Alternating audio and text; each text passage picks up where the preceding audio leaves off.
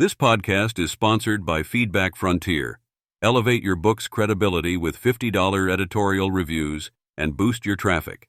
Choose audio reviews for an added touch. Visit feedbackfrontier.com today.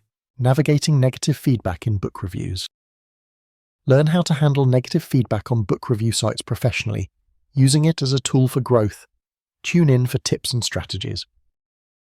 Hey there, fellow authors! Welcome back to another episode of Mastering Book Reviews. I'm thrilled to have you here with me today as we dive into a topic that many of us dread but is absolutely essential to our growth as writers, dealing with negative feedback.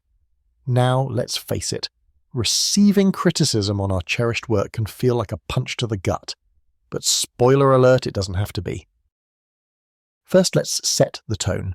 Imagine negative feedback as a feedback frontier. A vast expanse of information that, while sometimes daunting, holds immense value if we know how to navigate it correctly. You might be wondering, how exactly do I go about that?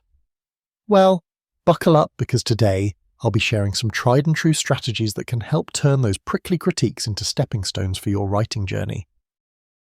1. Embrace the pause. One of the best things you can do when you first receive negative feedback is to simply pause. Take a moment or even a day to let your emotions settle.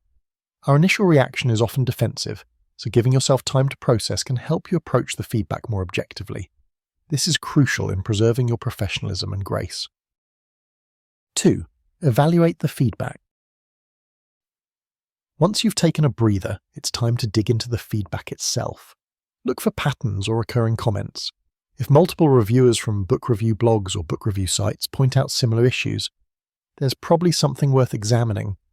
Consider separating the feedback into categories like plot, characters, pacing, etc. to better identify areas for improvement.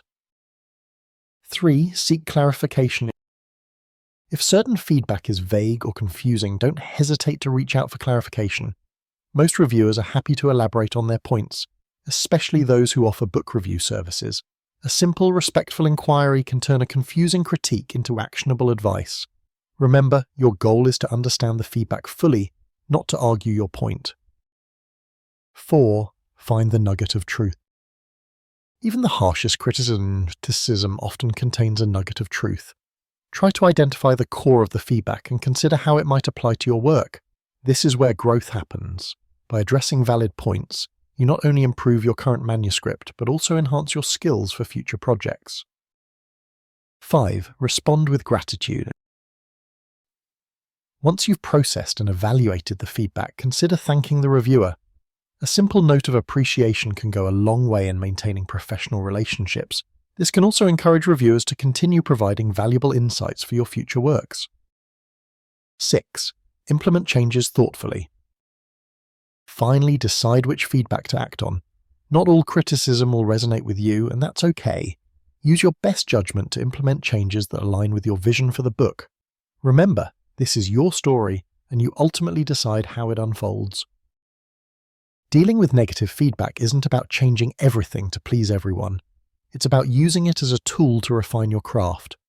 Whether you're submitting to book review submission outlets or seeking free book reviews, maintaining a professional attitude towards feedback can make a world of difference in your career. If you're looking for a great platform to get your book reviewed, consider visiting Feedback Frontier. They offer insightful feedback that can help elevate your work to new heights. Get your book reviewed today and turn that feedback into fuel for your writing journey. Thanks for tuning in to this episode of Mastering Book Reviews.